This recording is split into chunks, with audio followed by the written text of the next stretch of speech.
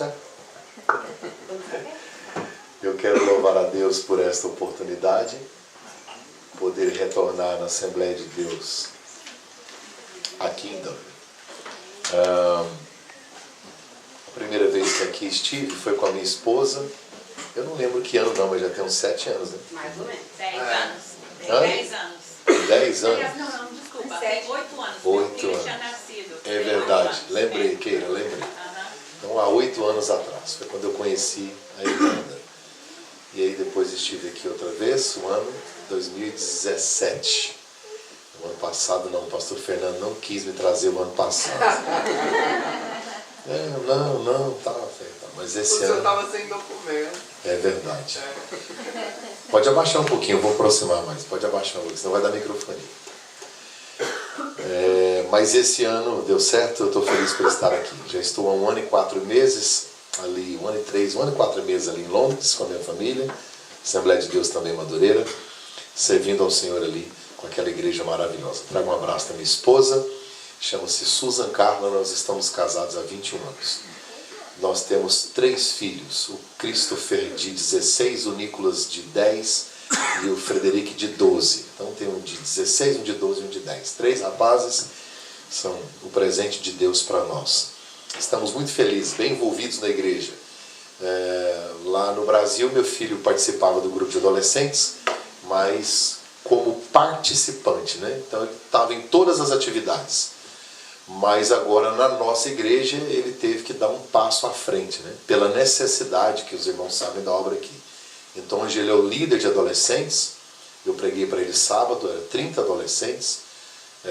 No sábado ele está coordenando os adolescentes. E agora vão começar os cultos só em inglês. Ele já está bem desenvolvido. Quando tem alguém na igreja que precisa de tradução, ele que está me traduzindo. E ele está desenvolvendo. A gente está muito feliz com o que Deus está fazendo na vida dele. Só tem 16 anos. E além de estudar, agora começou a trabalhar.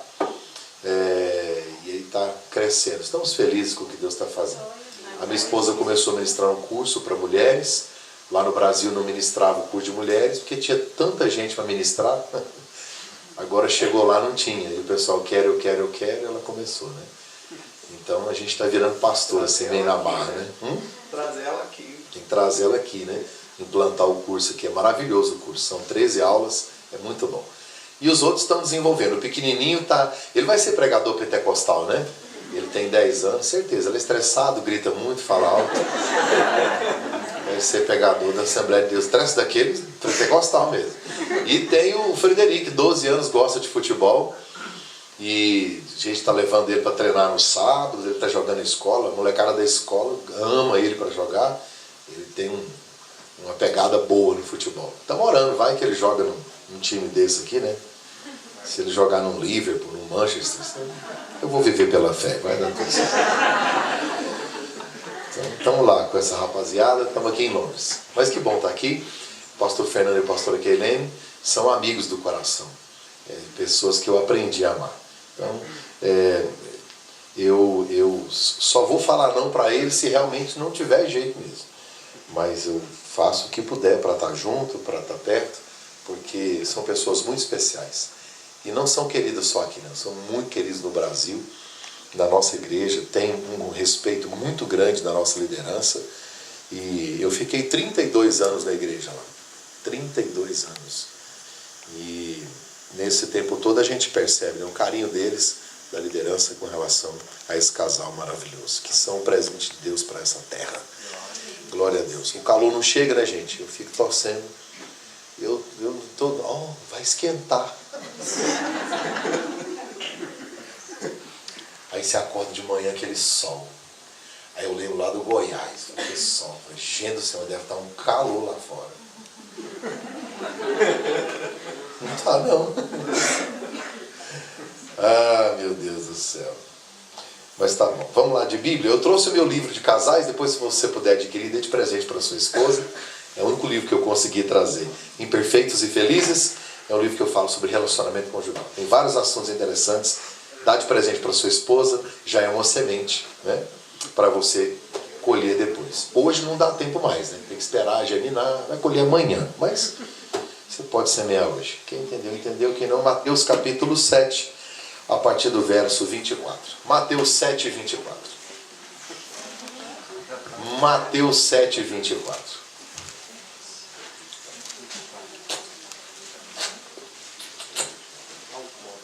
Hã? Não. Não, estou em casa. Se pôr no copo, às vezes eu vou deixar o copo e beber aqui, esqueça. Fique tranquilo, estou em casa. Nós estamos todo mundo em casa. Mateus é o primeiro livro do Novo Testamento. E o capítulo é o 7. E a partir do verso 24, Jesus está pregando e aqui ele está encerrando a mensagem. O que eu vou ler agora é a conclusão de uma pregação. Jesus está pregando. Quero que você imagine ele sentado e pregando para a multidão. E aí quando ele termina a pregação, ele vai falar isso aqui. É uma das parábolas, das mais de 30 parábolas, 35, 37 parábolas que Jesus contou.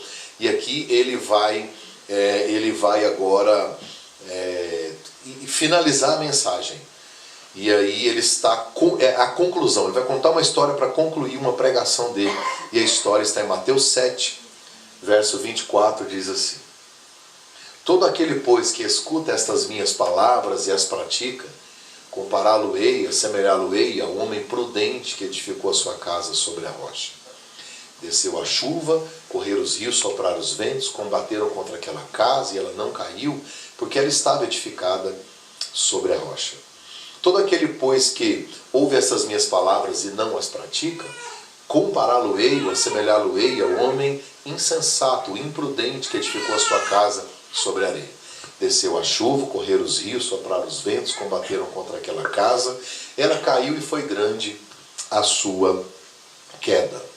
E quando Jesus acabou de proferir as suas palavras, as multidões estavam maravilhadas de sua doutrina, porque ele ensinava como tendo autoridade e não como os escribas.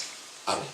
Bem, nós reconhecemos Jesus como nosso Senhor, como nosso Salvador. Na verdade, para cada um de nós, dependendo da nossa experiência que nós temos com Cristo, nós o identificamos, né? Como nosso dono, como a nossa própria vida. Mas aqui no texto, o que eu quero enfatizar é o fato de que Jesus, ele é o maior de todos os mestres, de todos os mestres. Ninguém nunca ensinou como Jesus. Ninguém nunca ensinou como Jesus. Então, para você ter uma ideia, os ateus, os próprios ateus consideram Jesus como o maior mestre que já pisou aqui nesta terra. Tem gente que nunca leu Bíblia. Tem gente que nunca entrou numa igreja e sabe a parábola do filho pródigo. Ela foi contada há mais de 2000 anos. Será que era bom para ensinar? Nossos filhos vão para a escola, o professor acaba de ensinar, 2 dias depois eles não lembram. Tem coisa que você aprendeu na escola que você não sabe. Jesus contou uma história há mais de 2000 anos, a gente repete ela até hoje. Tem gente que nunca entrou numa igreja e fica citando frases de Jesus Cristo. Ele é o maior dos mestres, por inúmeras razões. Uma delas é por causa da simplicidade de Jesus. Imagina comigo a grandiosidade de Deus, o Criador do universo. Deus precisava explicar para nós quem é Ele. E aí Deus começou através de Moisés, lá em Abraão, depois veio através de Moisés, a nação de Israel, Deus tentando explicar para nós o quanto Ele nos ama. E aí ele veio explicando até o ponto de mandar o próprio filho dele em carne para dizer: esse sou eu no meio de vocês e eu vou morrer para vocês entenderem o quanto eu amo. Jesus, ele convertia as verdades profundas do coração de Deus de maneira tão simples que até as crianças gostavam de ficar perto de Jesus. Então Jesus, ele tinha uma linguagem popular. Tanto é que ele decidiu morar na Galileia. Aqui ele está na Galileia, que era em frente a um lago de água doce chamado Mar da Galileia. Jesus, ele morava ali. E aqui no texto ele está lá perto. Por que Jesus escolheu essa região? Porque era a região do povão. Ele não está em Jerusalém. Ele só ensinava na Galileia, onde estavam as pessoas de pouco estudo, as mais pobres. Então não dá para Jesus complicar. Se ele falasse palavra muito difícil, ou se ele explicasse coisa muito teológica, ninguém... Por isso que o texto disse: Jesus fala diferente dos escribas. Tinha gente ensinando. Só que Jesus pega aquilo tudo e traz de uma maneira tão simples que o povo entendi. vou andar atrás dele, eu quero ouvir mais. Agora, naquela época já não tinha muita gente. Reunia 20 mil pessoas. É porque era muito bom. Então a simplicidade de Jesus. Outra coisa que destaca ele como mestre está no texto. Ele tinha uma autoridade que os mestres da época não tinham. Gente, se é bom ouvir uma mensagem, você já pensou sentar e ouvir Jesus pregando? Devia ser um negócio. Não dá vontade de sair, não. Ele pensa ele pregando aquelas palavras maravilhosas, com autoridade. Aí de repente ele falava assim, levanta e anda. Aí continuava pregando. Falou, começa a enxergar agora. Pelo amor de Deus, eu queria assistir um culto desse. Eu queria estar lá. Então Jesus tinha uma autoridade, está no texto, né? Que até os inimigos ficavam assustados. Gente, que autoridade é essa? Mas a terceira razão para Jesus ser um mestre extraordinário está aqui no texto. É isso aqui. Ou ele começava, ou ele terminava todos os seus ensinamentos contando uma história. Não tem outra maneira de você ensinar o ser humano. Porque as parábolas existem na Bíblia inteira. Davi pecou com Batseba, lembra? Davi pecou com Batseba. E aí Natã, o profeta, foi até Davi. O que Natã fez? Contou uma história. Porque isso é muito sério para nós.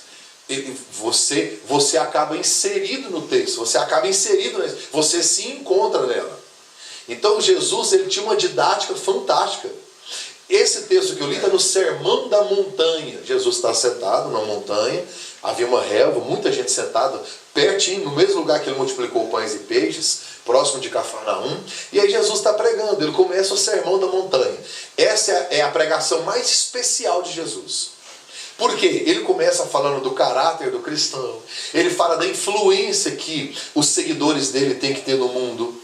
Ele fala sobre justiça, sobre piedade. Ele fala sobre relacionamentos, relacionamento consigo. Ele fala do relacionamento interpessoal, ele fala de casamento, ele fala de divórcio. Ele fala de ansiedade. Quer ver o tanto que Jesus falou de ansiedade de uma maneira complexa? Você vê até hoje a psiquiatria, os psicólogos estão estudando ansiedade, eles escreve uns negócios grandes assim sobre ansiedade e tal. Jesus falou de ansiedade. Como que Jesus falou de ansiedade para o povo? Falou, gente, os passarinhos estão comendo, vocês vão comer também. Pronto. Você pode ler lá. Não tem complicação, não tem uma explicação teológica. Foi o que está escrito no texto. Os passarinhos estão comendo. Vocês vão comer também. Você viu como é que ele explicou a ansiedade? Falou, gente, olha essas florinhas aqui pra você ver. Olha que bonitinha. Aí. Não, isso aqui, ó, cortou, daqui a pouco, hoje nasce, amanhã morre. Pensa vocês, gente, se Deus não vai vestir vocês. Olha como Jesus era maravilhoso. Ele explicava as coisas de maneira tão simples. Então, eu acho que chegava a ser... Eu acho que os mestres achavam até constrangedor. Era tão profundo o ensino deles e Jesus vem e traz um negocinho. Não é que é raso. Sabe aquela profundidade explicada de maneira clara e simples? E aí Jesus vai falar de tudo isso. Quando ele termina a mensagem dele, aí ele conta essa história. Eu vou traduzir no português claro, sem entender o que Jesus fez aqui. Quando ele terminou, ele disse assim, vou traduzir sem entender. Gente, aqui tem dois grupos de pessoas. Primeiro grupo, aqueles que vão sair daqui hoje, está escrito no texto, ouviram. Jesus pregou o dia inteiro. Ouviram e vão colocar em prática. Eu vou comparar vocês com um homem que edificou a casa na rocha. Amém. Aí ele disse, mas tem um outro grupo. Está aqui, está junto. Ouviu também. Aliás, se eu mandar pregar, repete tudo que decorou. Vai fazer PhD em Sermão da Montanha. Sabe tudo. É fera. Sabe até no original. Mas vai sair ali. E não vai colocar em prática. Para quem vai colocar em prática, Jesus disse assim, parabéns. Compará-lo é um homem prudente. Gente, Jesus é gentleman demais. Olha o que ele diz. E aquele que não vai colocar em prática, eu vou comparar você com um homem insensato. Sabe o que é insensato? No dicionário lá de Goiás, onde eu vim, é gonorante.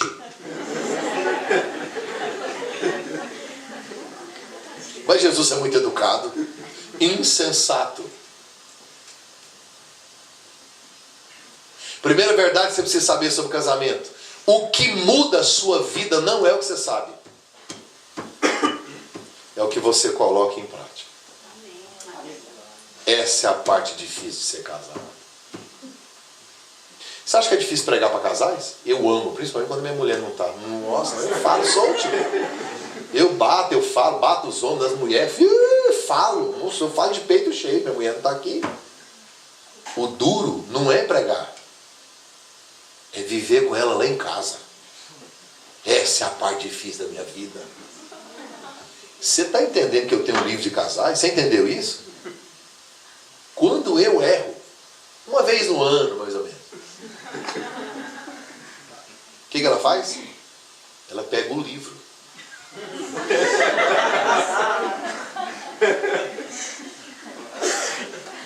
Você não tem livro e ela te acusa assim mesmo? Pensa eu.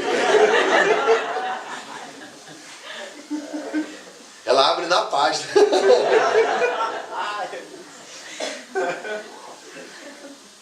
O que muda a sua vida não é o que você sabe. Conhece gente que nunca vem em encontro de casais? Nunca.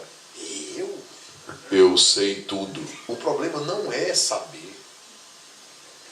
Jesus disse: não seja apenas ouvintes, mas antes de você se preocupar com o que você não entende da Bíblia, preocupe-se com o que você entende e não pratica. Repito. Antes de você se preocupar com o que você não entende da Bíblia, preocupe-se com o que você entende e não pratica.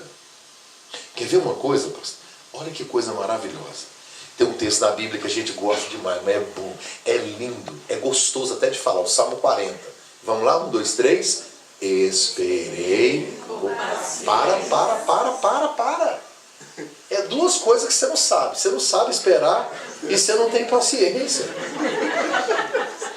Mas o Salmo...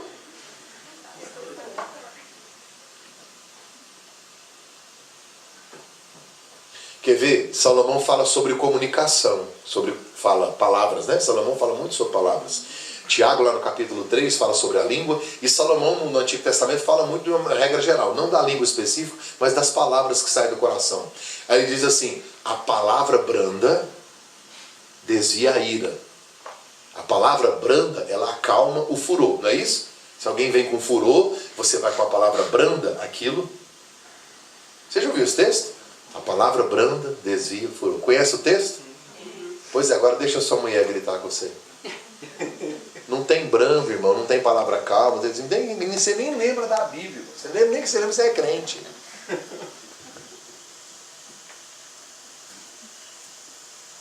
Sabe quando é que a nossa casa não vai cair? Quando a gente ouvir e praticar. Eu vou deixar você escandalizado agora. Conheço gente que nunca entrou numa igreja, nunca pegou numa Bíblia e tem um casamento abençoado há mais de 30 anos. Conheço gente que está na igreja há 30 anos e o casamento é uma tragédia.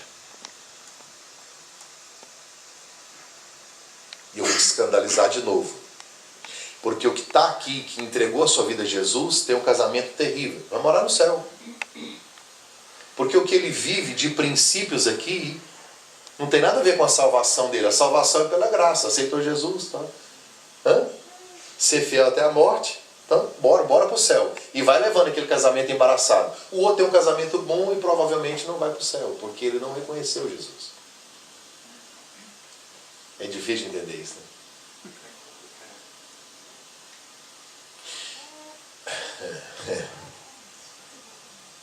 Daqui a pouco eu vou falar sobre isso, mas no segundo livro dos Reis, capítulo 4, tem uma mulher que Deus multiplicou o azeite dela.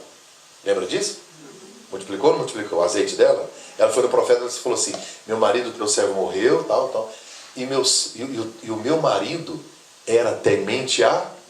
E ele deixou uma... É crente, foi para o céu e deixou a família toda bagunçada. Princípios para você viver aqui é uma coisa. O fato de você ter uma dívida não significa que você não vai para o céu. O que tem a ver?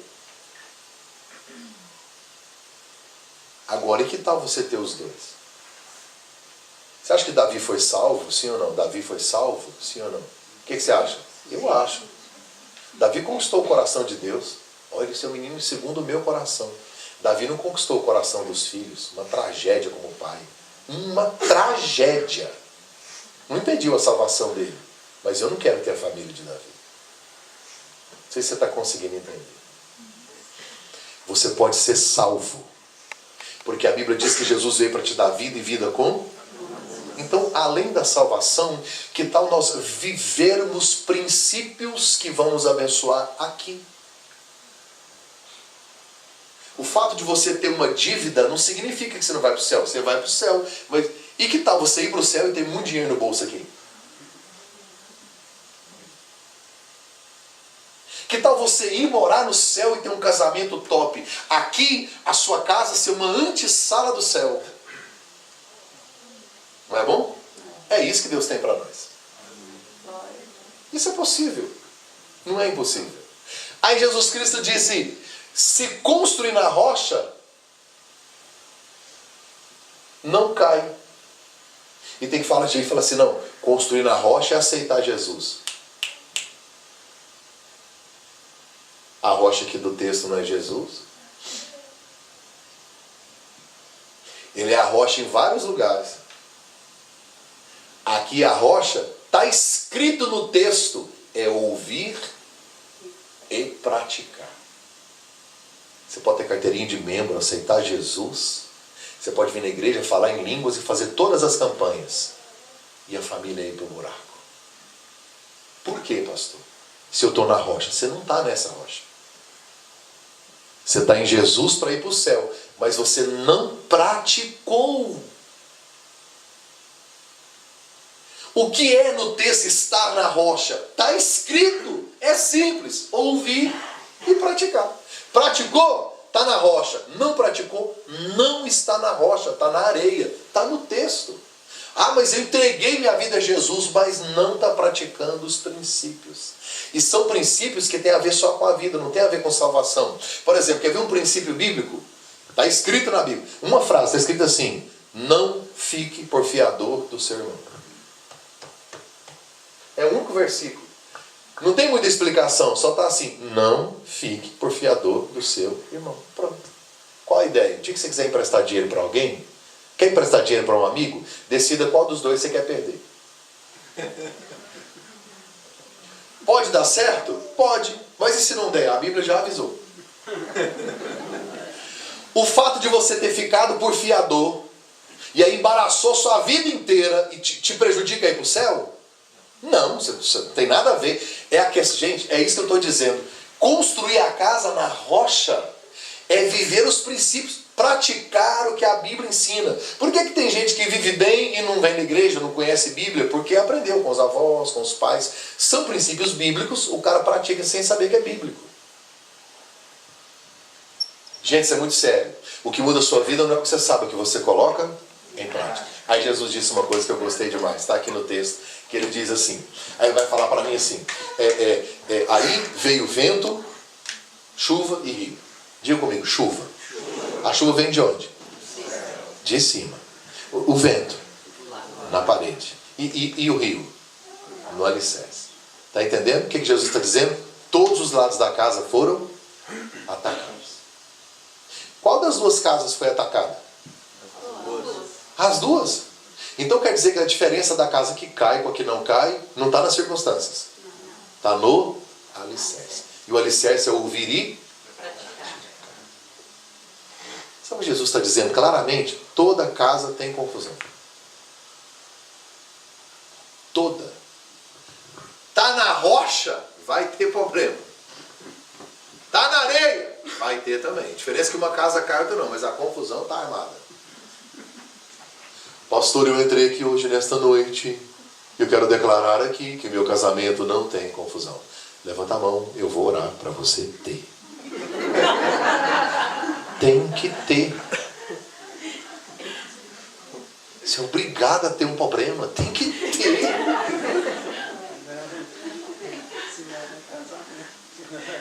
Senão você não é casado.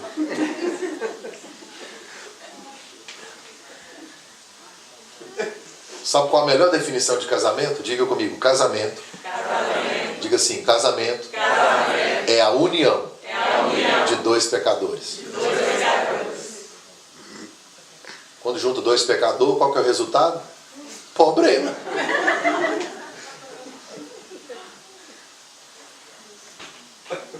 E o que é família? União de vários pecadores.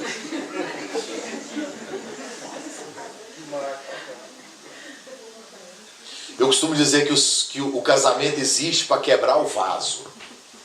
E os meninos para pisar nos carros.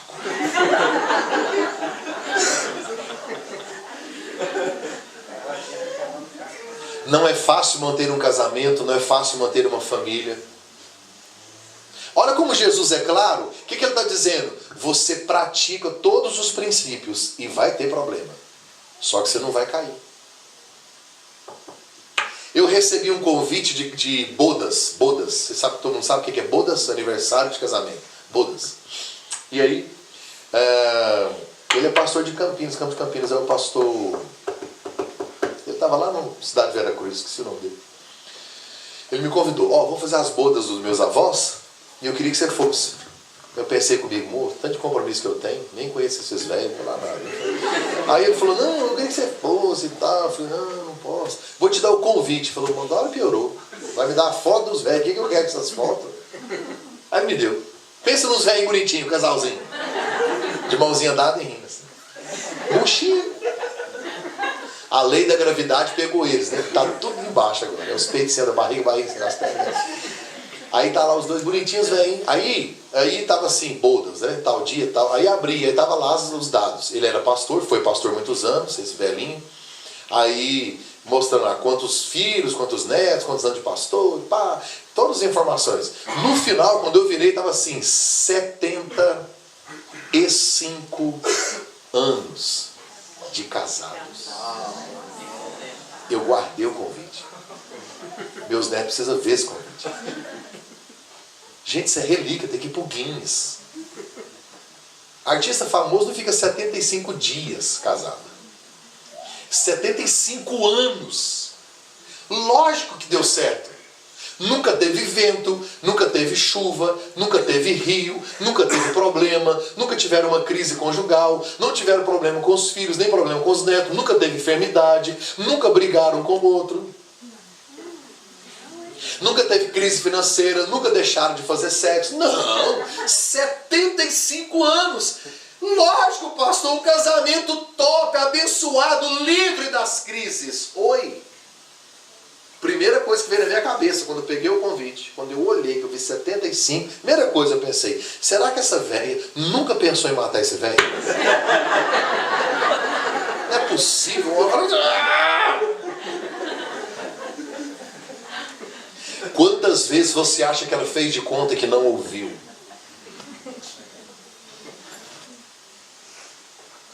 Muitos filhos, quantos problemas, problemas de enfermidade, de saúde, e estão juntos. Não tem mais beijo na boca, não tem mais sexo, o dinheiro é irrelevante, não tem mais sonhos. Se você perguntar a uma pessoa dela, tem quase 90, qual o seu sonho? Ele fala, morrer, não tem. Você está entendendo? Não tem mais um projeto, não tem sonho, bora levantar cedo, sair para trabalhar, mas para quê? Percebe? Não tem mais um ministério, não tem mais nada, só sobraram os dois. E diz que eles andam de mãozinha dada, vão para a igreja, assistem o culto, faz um cafezinho junto, fica... Por quê? Eu quero falar hoje sobre algumas coisas, alguns ventos, alguns rios, algumas tempestades que estão atingindo alguns casamentos. Eu tenho aqui 8 pontos, devo falar 2. Eu vou falando de acordo com o tempo e eu vou encerrar na hora que der meu horário aqui. Primeiro, a ausência de diálogo. Nós não conversamos mais. Porque quando namorava, não tinha assunto. E quando não tinha assunto, ficava junto. E nós somos da época do telefone fixo, que você falava. Aí desligava e falava assim, mais tarde eu te conto um negócio. Meu Deus. Nós somos daquela época assim, desliga você. Você é dessa época? Se você é dessa época, você tem mais de 30, 35. Ah, desliga você. Ah, não, desliga você. Aí faz aquele silêncio, você não desligou. Você lembra dessa época? Era muito assunto. Só que o casamento é algo muito sério. As crises vão chegando, os confrontos vão aparecendo e a gente começa a evitar algum tipo de confronto. Gente, a comunicação, o diálogo é a arte do encontro. Tem gente até hoje que acha que o que promove intimidade no casamento é sexo. Não é. O sexo é a argamassa, ele é o complemento. O sexo consolida uma relação conjugal. Ele traz alegria, traz prazer, consolida, traz proximidade, companheirismo, mas a intimidade, a primeira coisa que gera intimidade no casamento não é o sexo. Você é capaz de fazer sexo com gente que você não sabe nem o nome. Se você quiser, você está preparado fisicamente para se relacionar com alguém sexualmente sem nem saber quem é. Agora, compartilhar segredo do coração tem que ter intimidade. Como é que você fala com alguém que você nunca nem viu? Você vai, ei, bam, tá frio não, tá quente? E tal. Sabe aquele assunto assim, aquela conversinha superficial? Agora, ao passar do tempo, quem ama de verdade compartilha os segredos do coração. A Bíblia diz que lá no Éden, antes do pecado, estavam nus e não se envergonhavam.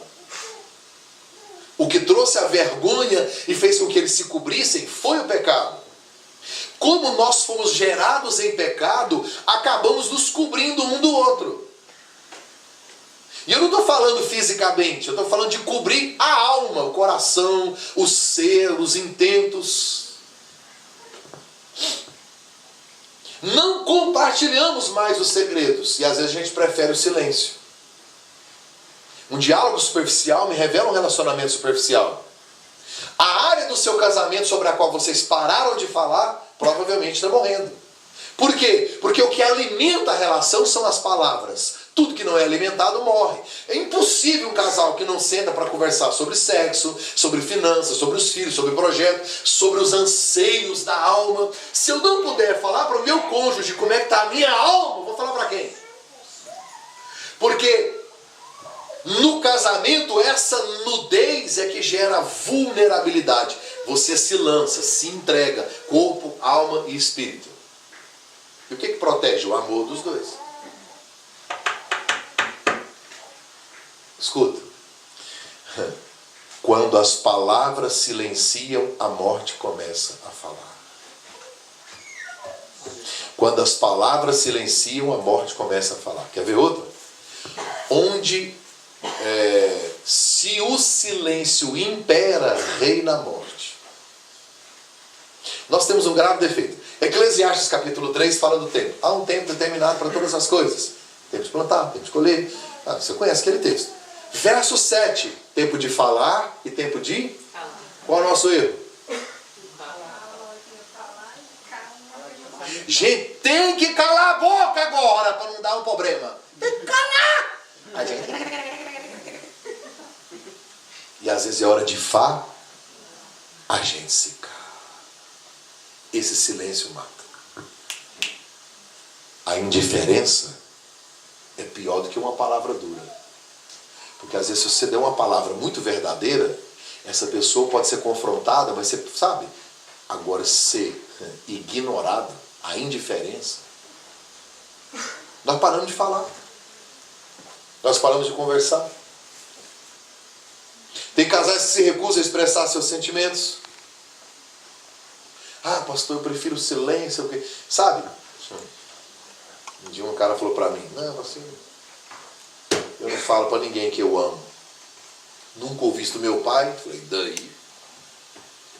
Então agora você vai repetir todos os erros. Minha mãe conheceu meu pai numa cadeia. Meus filhos me conheceram no altar. Eu que decido. Eu quero transformar a minha geração ou repetir os erros? Porque mais importante do que quem foram os meus pais é quem são os pais dos meus filhos. Eu nunca vi meu pai colocar minha mãe no colo. Meus filhos me veem fazer isso todo dia. Simples.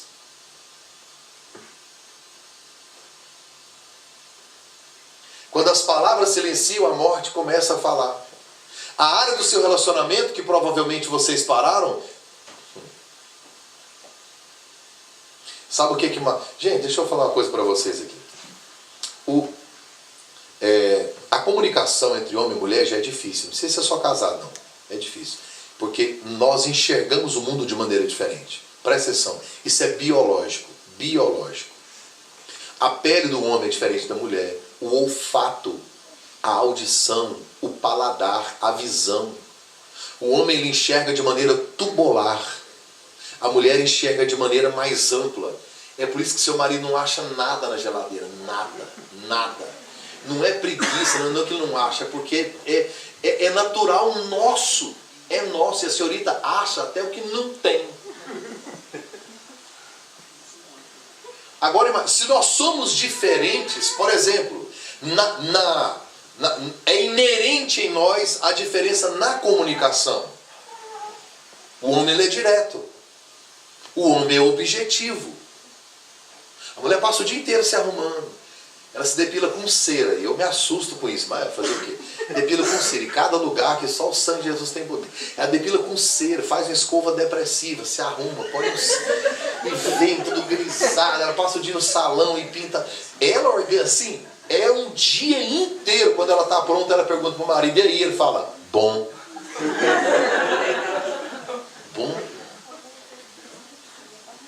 Quando você pergunta para o seu marido, como é que foi seu dia? Ele fala assim, normal. A senhora quer morrer.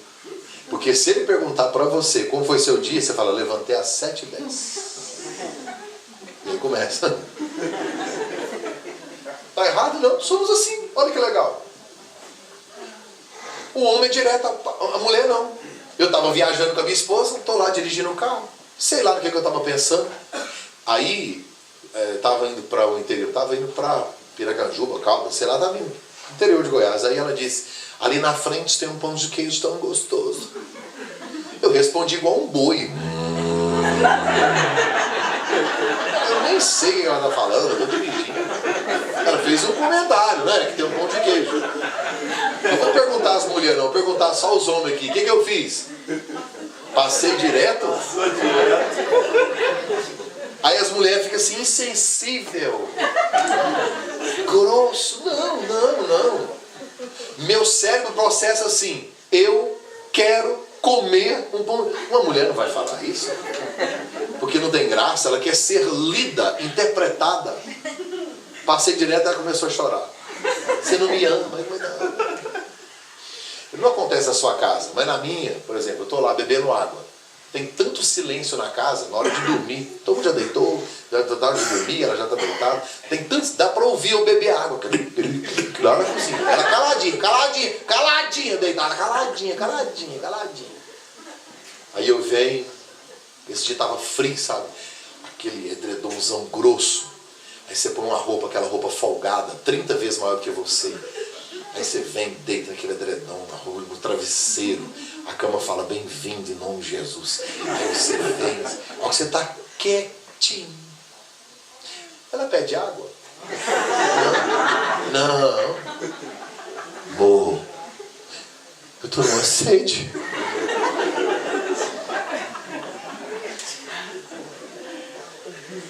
Onde eu quero chegar? Presta atenção. Nossas diferenças não nos tornam inimigos, elas nos completam. Deus é extremamente criativo. Se nós fôssemos iguais, o casamento seria um tédio. Essas confusãozinhas do dia a dia é que nos amadurece, que nos forja. É por isso que hoje as pessoas, sabe o que elas querem? Querem morar sozinhas e ter um cachorro. Porque não tem quem cobra, não tem confronto. O cachorro só te obedece, ele só te dá carinho. Se você espancar ele, ele continua seu amigo. Quero ver ter alguém dentro de casa. Onde é que você estava? O que você fez? Cadê o dinheiro? Cadê o leite? O que está acontecendo? Como é que está? E menino chorando. É isso que faz a gente homem, faz a gente mulher. Esse é o projeto. É nos forjar. E agora, nossas diferenças não nos tornam inimigos, elas nos completam. Mulher enxerga uma coisa, o homem enxerga outra. O homem pensa uma coisa, a mulher outra. E não é só a diferença biológica, tem a diferença no temperamento. Se a comunicação, por causa dessas diferenças, é complicada, imagina quando não tem mais diálogo. Quando você fica tentando interpretar o outro só pelas atitudes, não fala nada. Ou quando fala é ironia, ou quando fala é mentira. Você pode até ir para o céu, mas está matando o seu casamento. Sabe o que matou o primeiro casal no Éden? O silêncio de Adão. Olha que loucura! A serpente entra no jardim para falar com Eva. E também, gente, só mulher para conversar com a cobra que fala. Você me ajuda. Porque se eu estou sozinho no mato, no jardim, uma cobra aparece e fala, Mark Anderson. Ou eu estou sozinho no mato, uma cobra fala, Mark Anderson. Eu ia ouvir só o Mark, né? Rapaz, quando ela falasse Anderson, eu não estava lá mais nunca. Tá doido? A cobra tá falando. Só que eu acho que quando a cobra veio, ela disse, amiga. Aí Eva, eu vou desabafar agora, eu vou falar. Agora eu vou falar tudo. Olha o tanto que isso é sério. A serpente fala com Eva e Adão fica em silêncio.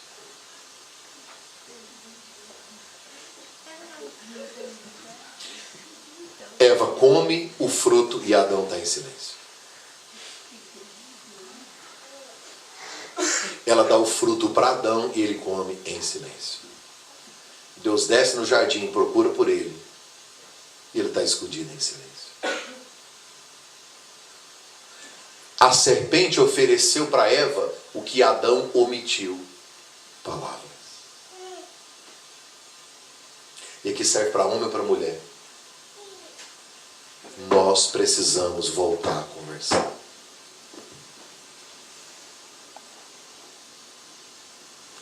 É esse confronto que te faz virar homem, que te faz virar mulher, que te faz crescer.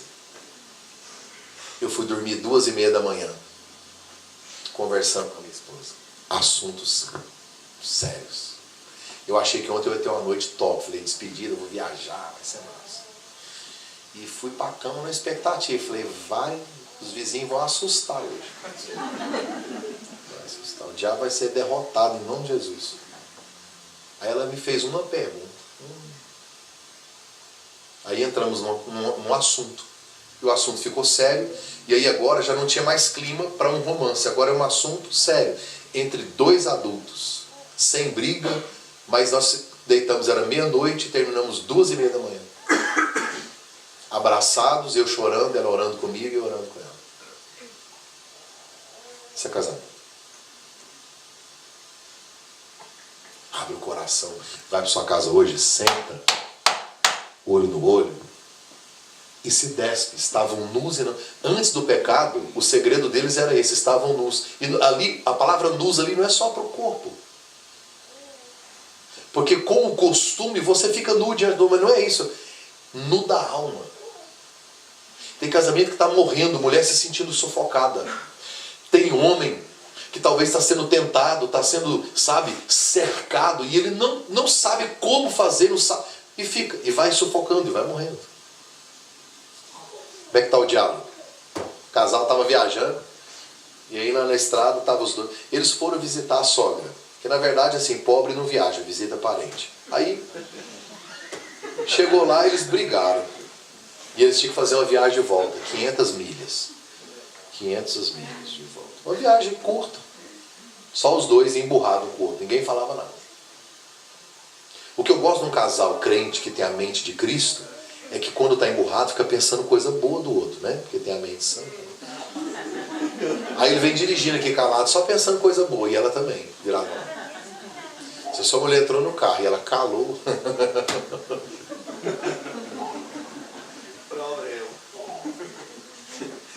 Problema. E se você perguntar o que foi, e ela falar assim, nada. O problema é tudo e é tu mesmo. É o jeito delas. Ela não está errada. É a natureza dela. Vai fazer o quê? Você vai...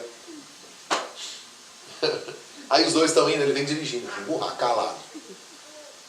Aí ele olhou num pasto assim, aí tinha umas vacas, tinha uns porcos assim no pasto. Assim. Aí ele olhou, deu uma risadinha. Lá, ó. É seus parentes? Aí ela disse, é assim. É minha sogra e meus cunhados.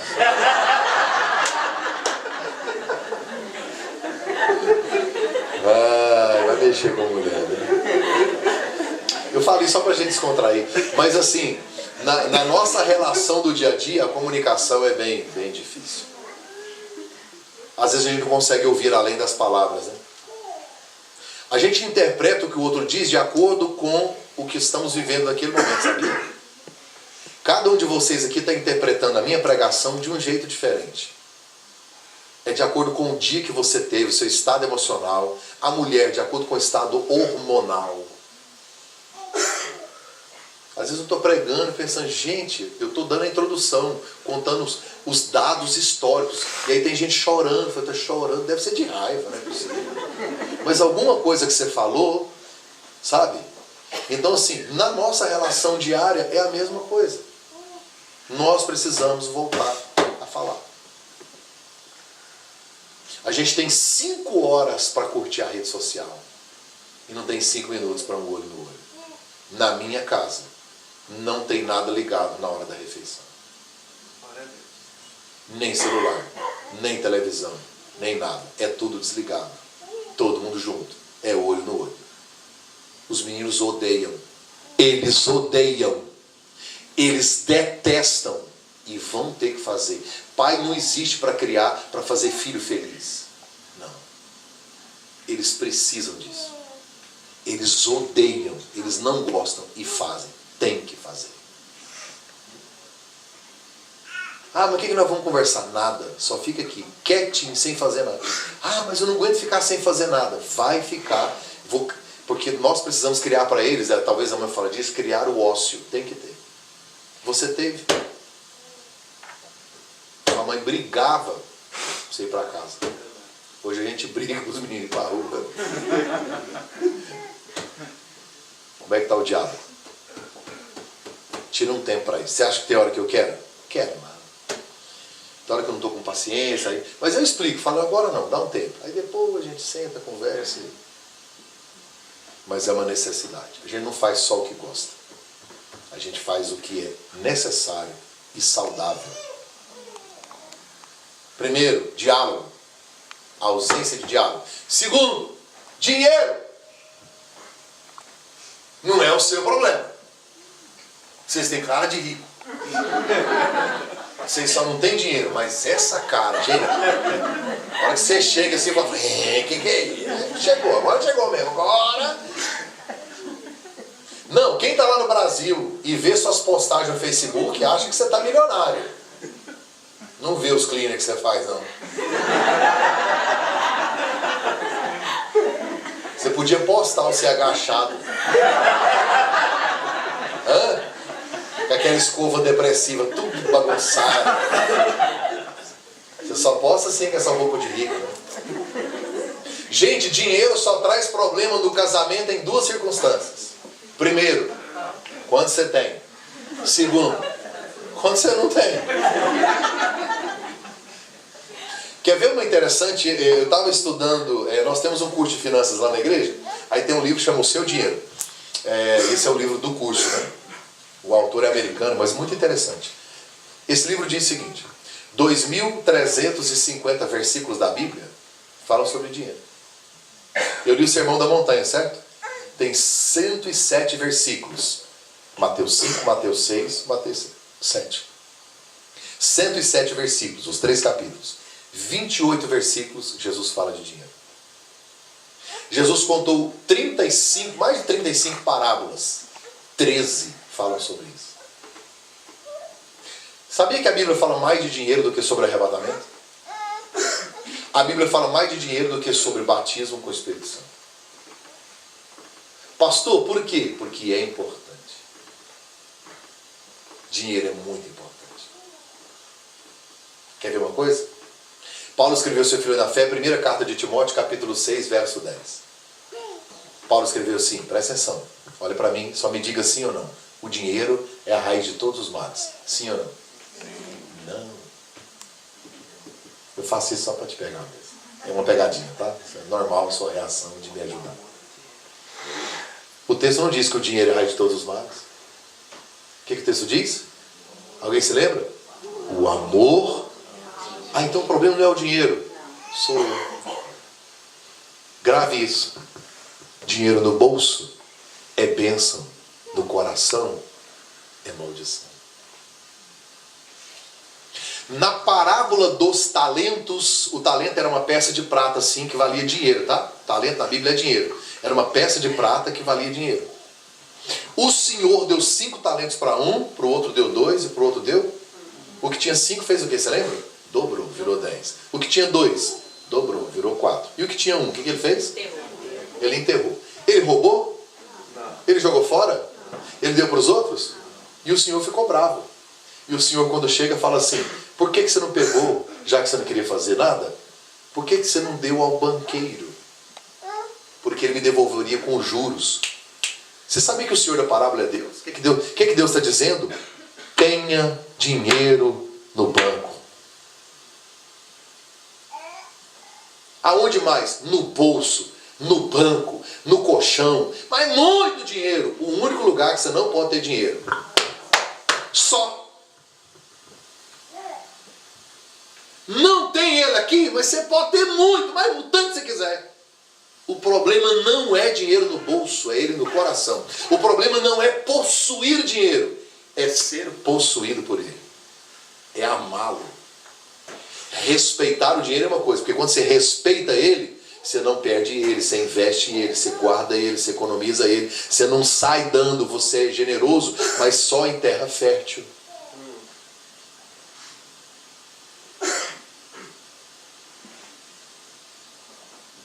O problema é que a gente ama o miserável. Eu conheço gente pobre, não tem dinheiro e ama o dinheiro. Eu conheci um cara tão pobre, mas tão pobre, que a única coisa que ele tinha era dinheiro.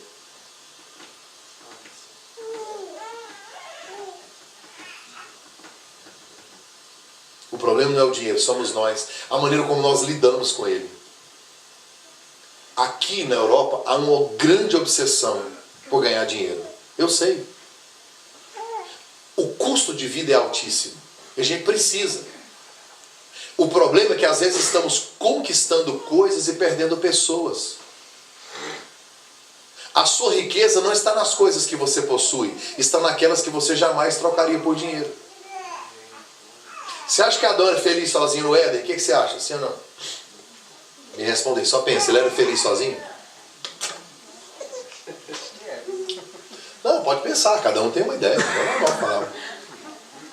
Havia pecado antes de Eva chegar? Tinha pecado? Tinha enfermidade? Tinha problema? Tinha sogra? Não. O cara nem trabalhava, só ficava no jardim ali, cultivava, comia as frutinhas, negócio, e Deus todo dia falava com ele.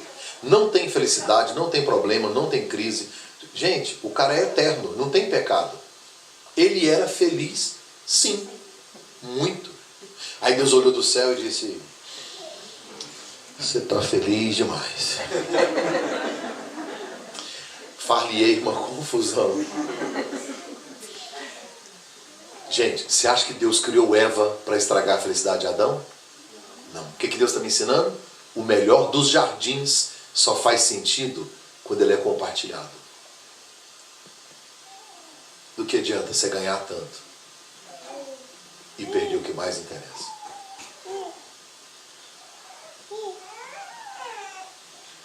Dinheiro está matando casamento. Segunda causa de divórcio no mundo: dinheiro. E quer ver uma coisa? Você pode viver na família 30 anos, não tem problema com dinheiro. Aí quando chega a hora de dividir uma herança,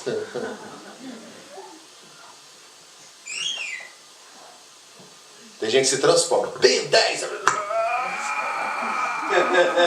quero.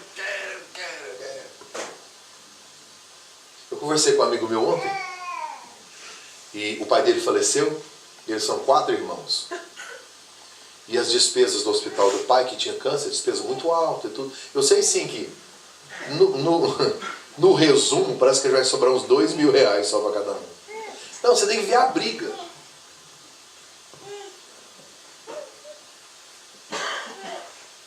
Porque não é o valor, mas é o sentimento que você põe nele. Por isso, quando você olha para a Bíblia, Deus fala assim, dá oferta, dá oferta, dá oferta, dá oferta. Gente, mas que insistência. Deus deve estar querendo pagar o 13º dos anjos, a conta de energia do sol. Ah, mas aqui na Europa nem tem sol direito, a conta é baratinha. Por que Deus exige tanto? Para te ajudar. O que acontece quando você pega um dinheiro e entrega? O que você está dizendo para o dinheiro? Quem manda em você? Sou eu. Por isso que a Bíblia diz que a alma generosa prosperará. Porque quando não é jogar dinheiro fora. Generosidade é você investir em algo que não é seu. Investir. Não é seu, mas você investe.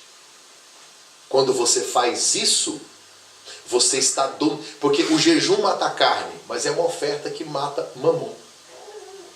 Não dá para você servir a 2 senhores.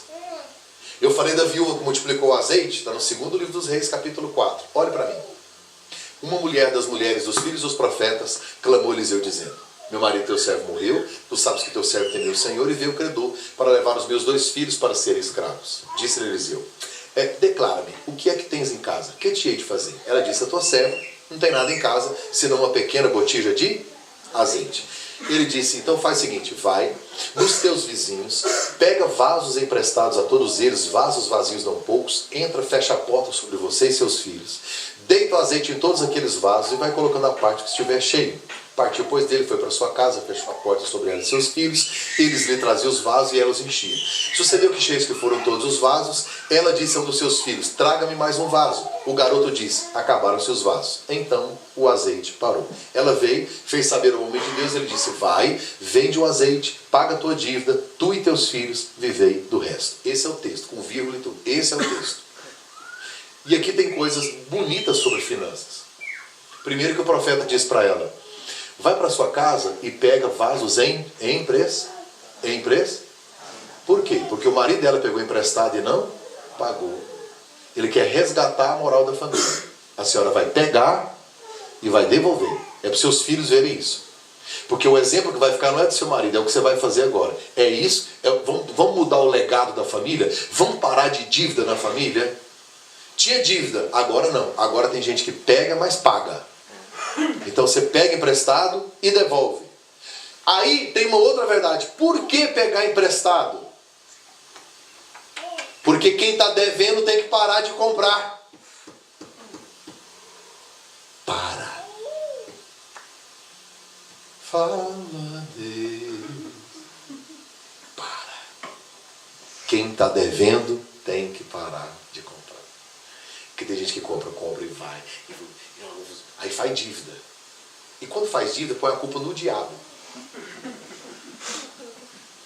Pastor Fernando, cadê o pastor Keilei?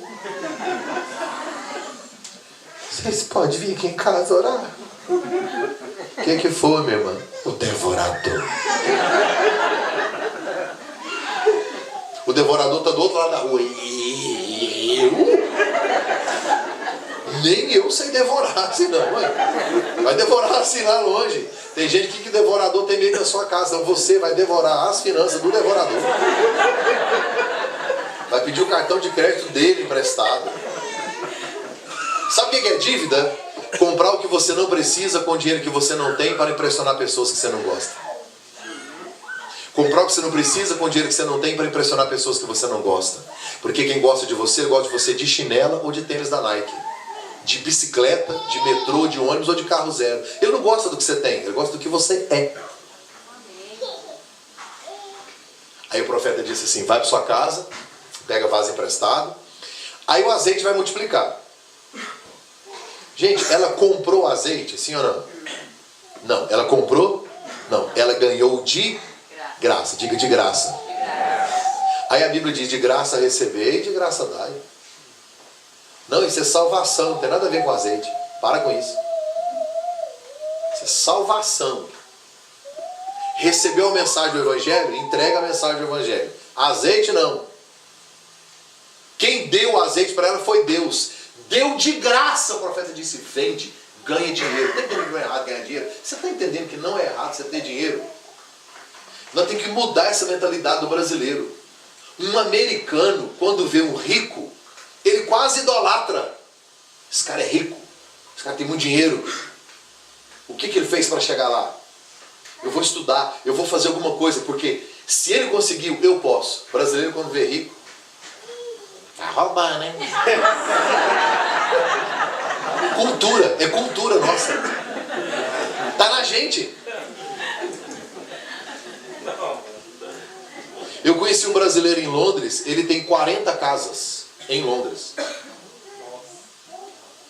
Quando eu cheguei, a galera falou, também, né? Isso aí fez rolo com seguro, roubou não sei quem, traficou. E eu fiquei olhando. Falei, será? Um dia o meu pastor alugou uma casa dele. Falei, pastor, pergunta a história dele. Ô, irmãos, que história linda, que coisa maravilhosa. Sofreu demais com a esposa, chegou, ralou, fez clínica. Quase acabou o casamento. E voltou e resgatou. E os meninos, adolescentes, vai para o Brasil e volta.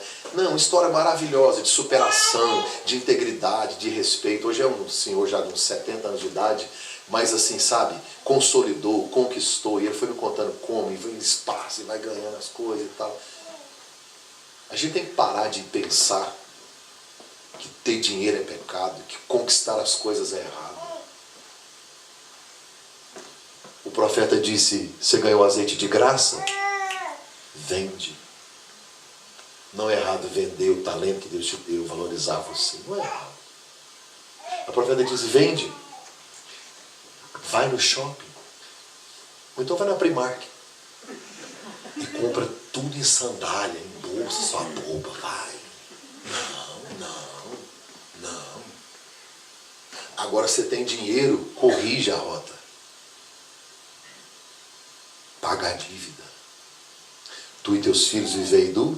isso é gestão. Pagar, organizar e sobrar para viver. Tem 3 verbos aqui. Primeiro, vende. Depois, paga. Depois, vive. Não é isso? Vender, pagar e viver. Você pode dizer comigo? Vender, pagar e viver. Então, primeiro você paga e depois você vive. Tem gente querendo viver sem... Deve no Brasil, deve para todo lado. Aí você entra no Facebook do miserável, está lá. Partiu Portugal, partiu Espanha. E o credor está lá, endemoniado. E você está aqui.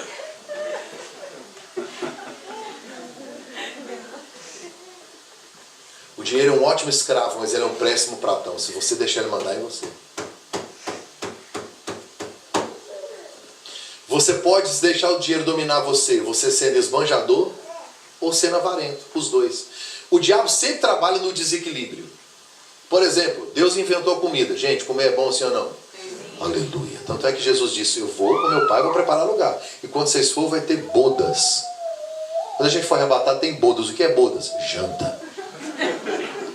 Primeira promessa que Jesus fez. Primeira coisa, de cara, chegou, tem janta. Os crentes querem tudo ir pro céu. Gente, comer é maravilhoso. O diabo inventou a glutonaria. Sexo é maravilhoso, é um presente de Deus. O diabo inventou a prostituição, a pornografia. A moeda foi criada como uma troca no comércio, para o câmbio das coisas. É uma invenção extraordinária. É abençoadora. Aí o diabo cria a avareza, e se dependendo do seu temperamento, se você não consegue ser avarento, ele tenta inspirar você a ser um esbanjador, que gasta. Nunca o equilíbrio. Gente, dinheiro é bênção. No bolso. Deus quer te prosperar nessa terra. Quando você colocar o dinheiro no lugar dele, Deus vai colocar mais dinheiro na sua mão. Eu quero profetizar que, sabe, esse ano ainda, esse ano de 2019, você vai prosperar muito nesse lugar. Muito. Deus vai abrir portas para você inesperadas. Coisas grandes, coisas abençoadas.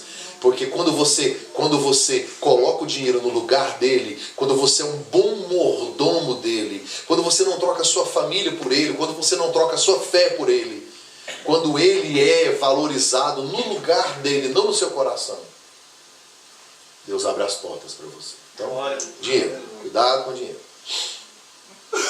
Quantas horas? Ixi, não dá. Vou terminar. Eu ia falar de um outro assunto fortíssimo aqui. Mas aqui ninguém tem, não. Fica à vontade. Estresse. Eu ia falar, mas não vou falar disso. Ninguém tem. Não, mas ninguém tem. Então, você não sabe o que é isso. Não, ninguém. Alguém que sabe o que é estresse? Lógico que não. Gente, vocês moram na Irlanda. Vocês moram na Europa. Hã? Olha o povo chique. Até a pele de vocês, hã? Uma pele mais limpa.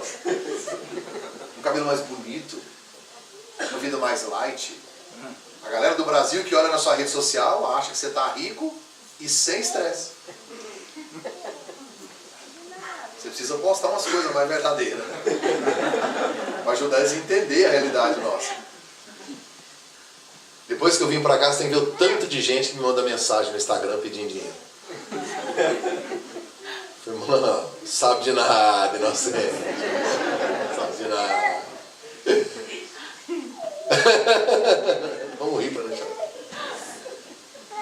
Sabe o que é estresse? E aqui eu não vou demorar, eu acho. Sabe o que é estresse?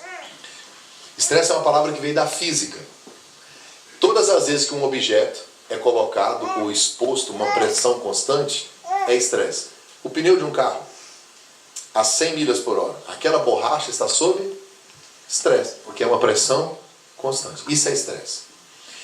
Quando, por exemplo, você está sentado na cadeira, essa espuma está sob estresse. Há 1 hora. Se você estiver sentado 1 hora, essa espuma está sob estresse. Está pressionado, uma pressão constante, sabe? Durante muito. Isso é estresse. E essa palavra que é da física, tanto os sociólogos, os psicólogos, trouxeram e deram presente para nós. E é chique ficar estressado. Você não conhece ninguém que você fala, e aí, como é que você tá? Pai, um paradão. Tranquilo. Você conhece alguém que leva um carro, não lava devagar? Lava jato, a gente tem pressa, a gente quer correr, resolver, embora. Lá no Brasil, aquele estresse todo, lá na fila do banco, e o cara cortou a fila. E o cara lá de trás não aceitou, já veio falando, chamando a mãe do outro de linda, aquela confusão e tal, e veio guarda, veio banco, aquela confusão, aquela briga e gritaria, e o cara pegou no colarinho do outro e jogou ele no chão. Quando o de cima veio para dar um murro na cara dele, o que estava deitado no chão que ia apanhar falou assim, o sangue de Jesus tem poder. O de cima falou, você é crente? Ele falou, sou, Pai do Senhor. Crente, estressado. Gente, nós estamos muito estressados. Isso faz a gente ficar mais chato, diminui a nossa imunidade às enfermidades, gera baixa autoestima. Você fica desmotivado. Tem irmão que está desanimado aí, e as irmãs estão preocupadas, porque o amado está muito desmotivado. Tem irmã que está igual a Ezequiel, lá no Vale de Ossos Secos, orando para ver se o exército se levanta.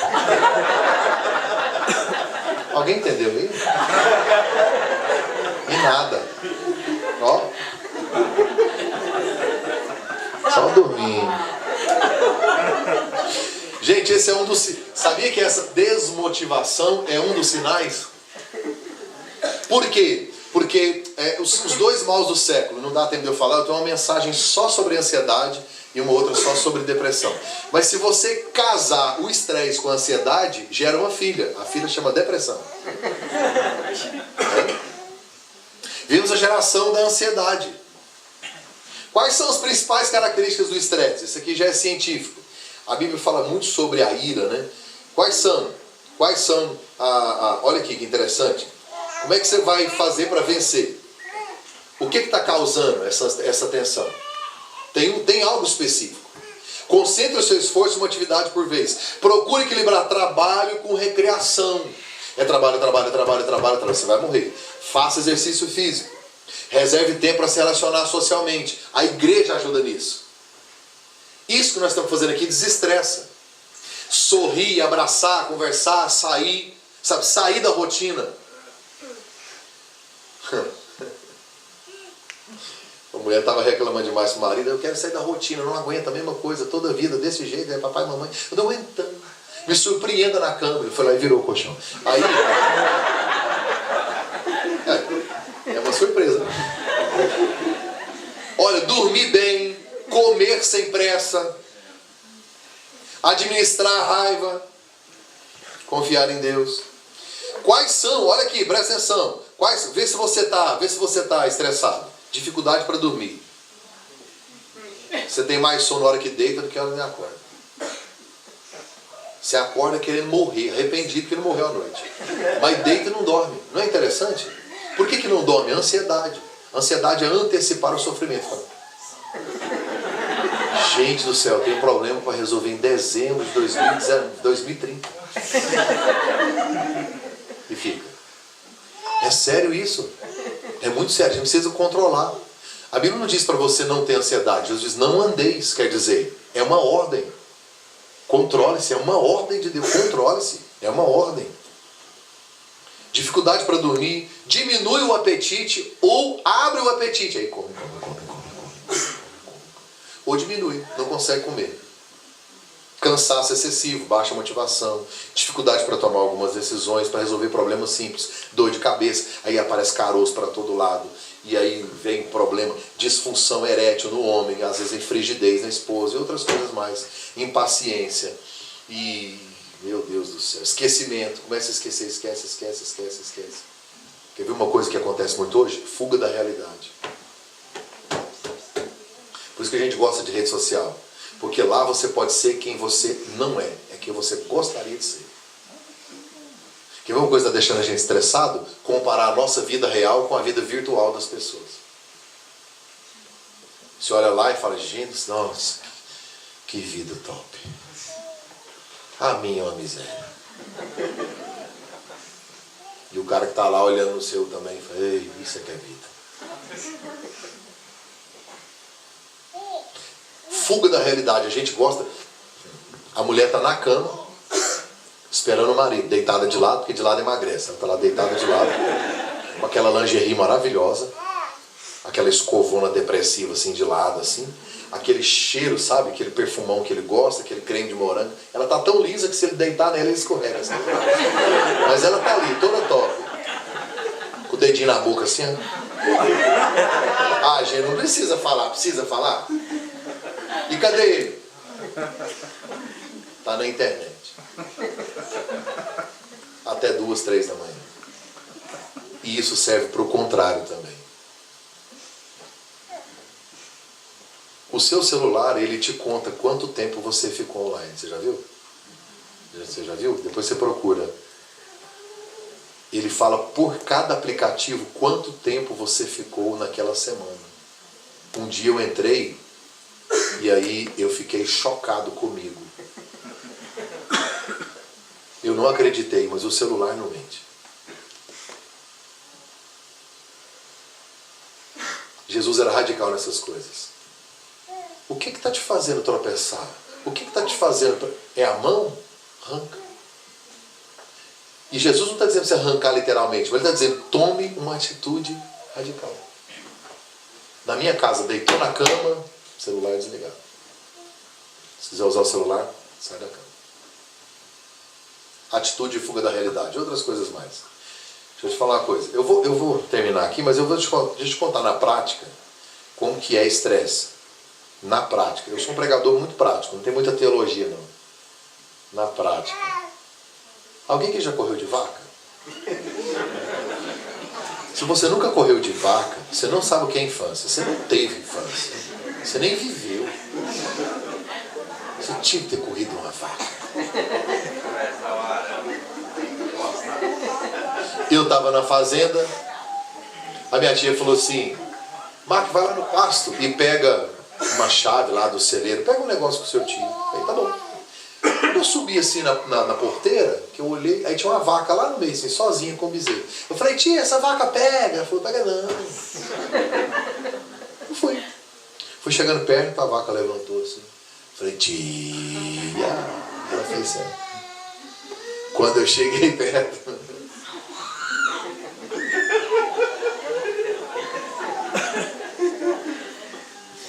Ela fez... Arrastou o pé e veio. Eu te juro que eu ouvi uma voz.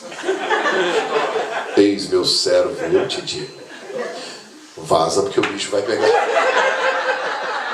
Vou te falar um negócio, eu corri, hein? Eu corri sem olhar para trás. Passei cerca de arame farpado sem arranhar. E passei porteiro, que as cupinhas assim, passei, pulei também, tinha um córrego, um ribeirão, pulei também. Eu subi no árvore, eu subi tão alto, quando eu olhei para trás, a vaca já tinha parado de correr. O bezerro já estava mamando já, e eu estava lá. Eu estava para morrer. Aí eu estava pensando, como que eu passei aquele córrego sem me molhar? Como que eu atravessei 2 cercas de arame farpado sem arranhar? Você sabia que o ser humano é capaz de fazer coisas inacreditáveis sob pressão? Eu vi uma reportagem sobre isso, estudando sobre essa matéria. Nos Estados Unidos, uma mãe, ela levantou a traseira de um carro pequeno, um carrinho pequeno. Mas uma mulher sozinha levantou porque o filho dela estava lá debaixo. Um menino de 8 anos salvou o irmão de 12 de um lago congelado. O irmão de 12 caiu e o de 8 salvou. Se você mandar fazer de novo, ele não consegue. Mas é o instinto de sobrevivência. O seu organismo, a sua mente, prepara o último esforço que você tem, tudo que você tem, tudo, para aquele instante específico. Sob estresse. Eu corri de vaca, consegui sim ou não? O que é estresse? Correr de vaca. Agora olhe e me encare aqui. Eu consegui correr da vaca. Agora me imagine correndo daquela vaca 1 hora, 2, 3, 4, 5, 6, 1 dia, 2 dias. O que vai acontecer? É assim que você está vivendo. Vai estourar. Na cabeça, no coração, na veia, no estômago, no casamento, na vida espiritual. Ou você coloca o pé no freio, ou você vai atropelar a sua família, você mesmo.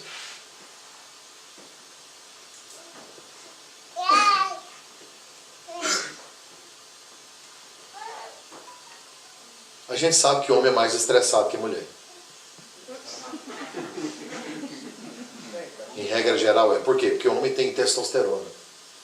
10 vezes mais que a mulher, testosterona. É por isso que tem mais homem calvo. É por isso que o homem fala mais grosso, fala mais alto, é testosterona. É por isso que o homem gosta mais de fazer sexo. Gosta muito. Não faz nada, mas gosta de um tanto que só gosta. Faz pouquinho, mas gosta. Arrasta um papo.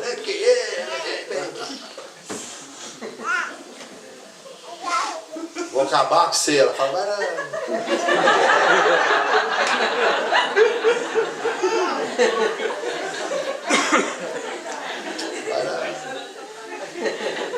Mas a gente gosta, porque isso, o homem pensa em sexo a cada 30 minutos. E é involuntário. É testosterona. Então o homem fala mais alto, fala mais grosso. Ele é preparado para isso, para a guerra, para a defesa, para o ataque. Em regra geral, o homem, em regra geral, é mais estressado. Sempre foi até então, né? Essa é a regra geral. Só que a mulher sabe lidar. Ela vai chegando devagarzinho, vai conversando. Se ela estiver bem, ela vai contornando ali. Conversa com ele. O cara chega em casa igual um boi bravo. Ela vai conversar. Ele vai acalmando.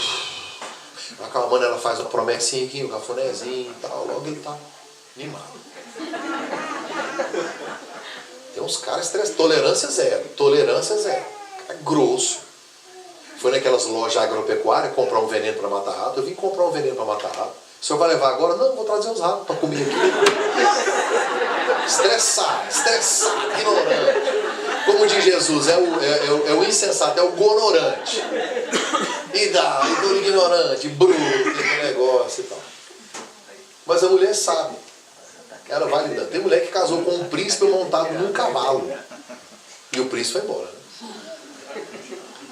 Mas a mulher sabe. Provérbios 29 anos diz assim, um tolo expande a sua ira, mas o sábio reprime, ele encobre, ele se controla. Augusto Cury, que ele não é só um escritor, ele é médico, ele diz que os 7 primeiros segundos da sua reação, você pode fazer coisas tipo que você jamais imaginou que conseguiria fazer. Você pode matar uma pessoa. Os 7 primeiros segundos. Então, se você esperar, aí o sangue volta para o cérebro. Porque na hora da ira, na hora da raiva, o sangue se concentra todo no coração. Ele desce para os órgãos internos e ele foge do cérebro. Você não raciocina. Porque o sangue, na hora da sua maior ansiedade, da sua ira, da sua raiva, do seu medo, ele vai para outras partes para te preparar, para reagir, para bater, para matar, para correr. É instintivo. Então ele sai do cérebro. Aí você raciocina pouco, faz cada coisa. Eu tenho certeza que tem gente aqui dentro que se arrepende amargamente de ter dito, de feito ou falado alguma coisa. Que naquela hora que eu falei, e é uma palavra dita, ela não volta. Não volta. Ela é uma semente. E se foi para um filho, é decreto. Uma mulher sabe. Agora nós estamos com um problema sério, nós os homens. Problema sério. A gente não sabe lidar com a mulher estressada. Por quê? Porque há muitos anos atrás, isso foram durante séculos, a mulher cuidava dela, dos filhos, do marido, da casa. Era estressante, mas era outra. Agora não. Agora ela tem os papéis dela e os nossos também. Ela conquistou o espaço. E a mulher ela tem que fazer o dobro do homem para poder se destacar em alguma coisa. Então hoje ela ajuda a prover. E é necessário hoje, a gente sabe que é necessário. Mas ela tem atribuições que antigamente não era. Agora é tudo dela. Ela continua com os papéis dela e assumiu outros papéis. Mulher não sabe fazer nada de qualquer, só faz bem feito. E ela investe com tudo. É duas coisas que um homem não sabe lidar. Uma mulher que chora. Por que mulher chora? Porque chora. Acorda chorando. E chora em frente ao espelho para ver que posição fica melhor. Chora. Vi minha mulher chorando, falei, o que você tem? Eu quero morrer. Falei, meu Deus do céu. Eu saí de casa pensando, quer morrer. Aí 5 dias depois os hormônios foram embora. Cheguei em casa, ela estava numa alegria. Falei, menina, que alegria é essa que ele morreu ontem? Mas, normal. E outra coisa que a gente não sabe lidar com a mulher. O que você faz com a mulher estressada? Provérbios 21:19. É melhor morar numa terra deserta do que com a mulher rixosa e iracunda. Eu acho que iracunda é uma mistura de ira com corcunda. Tipo a mulher monstro. Iracunda. Pastor, e a rixosa? A rixosa é aquela que rixa. Rixar é igual uma porta que você não põe óleo na desdobradiça, ela faz assim, ó.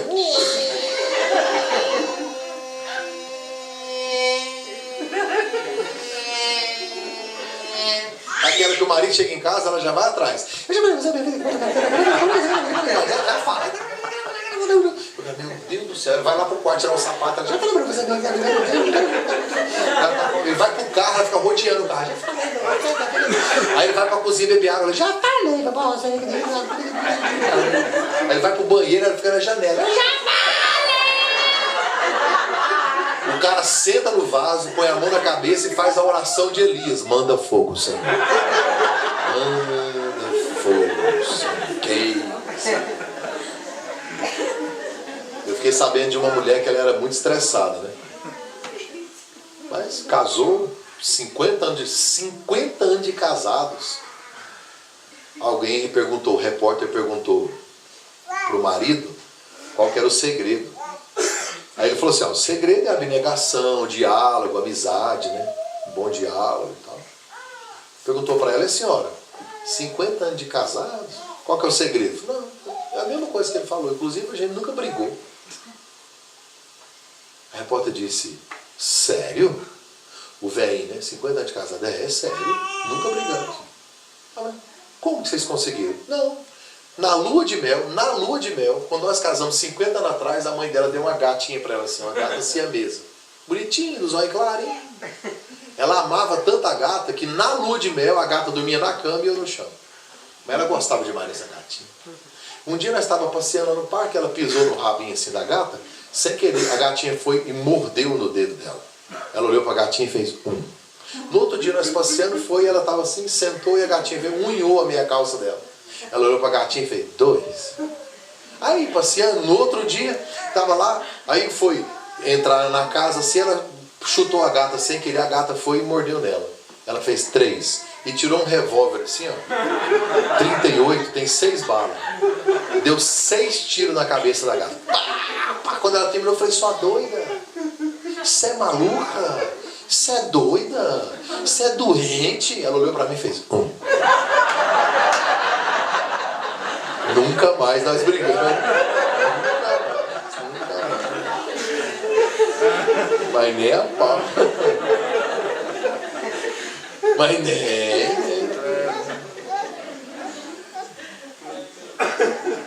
Eu vou encerrar.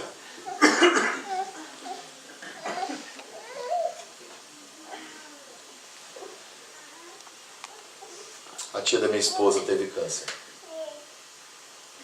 A família ficou muito abalada.